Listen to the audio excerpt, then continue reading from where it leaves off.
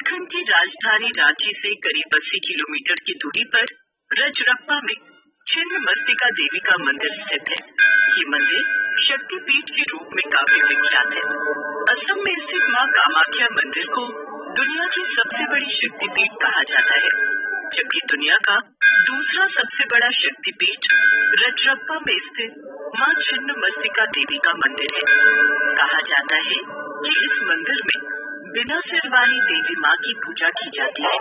मंदिर के अंदर जो देवी काली की प्रतिमा है, उसमें उनके दाएं हाथ में तलवार और बाएं हाथ में अपना ही कटा हुआ सिर है। पर मां ने अपना शीश क्यों काटा और उनके इस रूप का नाम छिन्नमस्तिका कैसे पड़ा, इसका वर्णन पौराणिक कथाओं में अलग अलग रूपों में दिया गया है। जिनमें से प्रचलित एक कथा के अनुसार एक बार देवी पार्वती हिमालय भ्रमण कर रही थी। उनके साथ उनकी दो सहेलियां जया और विजया भी थी।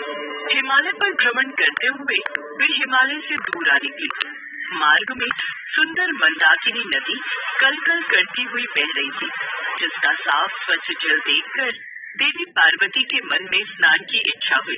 जय विजया, मेरा तो मन स्नान करने को उत्साहित हो रहा है। मैं सोच रही हूँ मंदाकिनी नदी के जल में स्नान कर लूं। चलो ना, तीनों मिलकर पहले स्नान कर लेते हैं।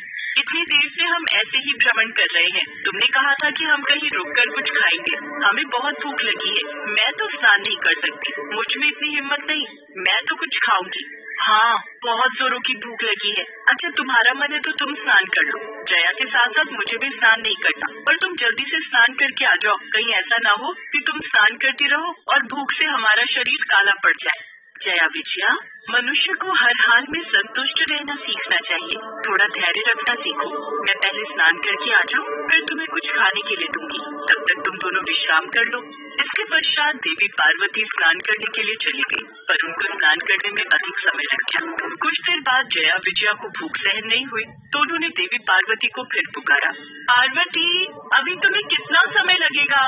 जल्दी से नहा कर आओ, भूख सहन नहीं हो रही है। तुम दोनों को बिल्कुल भी भूख बर्दाश्त नहीं है, ठीक से नहाने भी नहीं दोगी। आती हूँ। अब भूख लग रही है। एक माँ तो अपने बच्चों को भूखा नहीं रखती ना, तो फिर तुम हमें भूखा क्यों रख रही हो? पार्वती, स्नान छोड़कर हमारी भूख शांत करो। जया विजया के बार बार हट करने के कारण देवी पार्वती को क्रोध आ गया। देवी पार्वती नदी से बाहर आ गई और अपने हाथों में उन्होंने एक दिव्य खड्ग प्रकट किया और उस खड्ग से अपना सर काट लिया। देवी के कटे गले से रक्त की धारा बहने लगी। 3 प्रमुख धाराएं ऊपर उठती हुई भूमि की ओर आई तो देवी ने कहा, ये लो जया विजया, तुम दोनों मेरे रक्त से अपनी भूख मिटा लो, अपनी भूख शांत करो। ऐसा कहते ही दोनों देवियां पार्वती जी का रक्तपान करने लगी। वह एक रक्त की धारा देवी ने स्वयं अपने ही मुख में डाल दी और वे भी रक्तपान करने लगी। देवी के ऐसे रूप को देखकर देवताओं में त्राही त्राही मच गई। देवताओं ने देवी को प्रचंड चंड चंडिका कहकर संबोधित किया। ऋषियों ने कटे हुए सर के कारण देवी को नाम दिया छिन्नमस्तिका। तब भगवान शिव देवी पार्वती के समक्ष आए और उनसे शांत होने के लिए कहा, देवी पार्वती, तुम्हारी इस लीला से तुम्हारा ये रूप भक्तों को यही समझाता है कि अपने स्वभाव में धैर्य और संतोष अवश्य रखना चाहिए, ताकि मनुष्य को किसी भी पीड़ा का सामना न करना पड़े। देवी पार्वती, सभी जगतवासी बहुत घबरा गए हैं। देवी, अपने रूप में वापस आ जाओ और भक्तों पर अपनी ममता की वर्षा करो। भगवान शिव के आग्रह पर देवी चंडी माँ काली फिर से देवी पार्वती के रूप में आ गई। उसी दिन से माँ पार्वती के इस रूप को माता छिन्नमस्तिका के नाम से जाना जाने लगा। कहा जाता है कि छिन्नमस्तिका देवी का मंदिर 6000 वर्ष पुराना है। छिन्नमस्तिका का ये मंदिर देवी के 51 शक्तिपीठों में दूसरा बड़ा